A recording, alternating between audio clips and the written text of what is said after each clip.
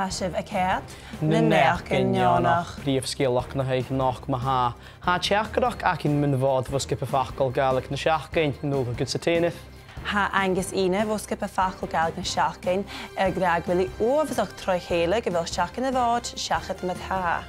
Ha biach eichge mynd y siach gyda. Je hacet yr i ra Angusina? Wel, ha mi cho bron o gyfel siach go'n y fod siachat, agos ha mi cawnt o gyfel siach y gyndwch o'ch cydwch.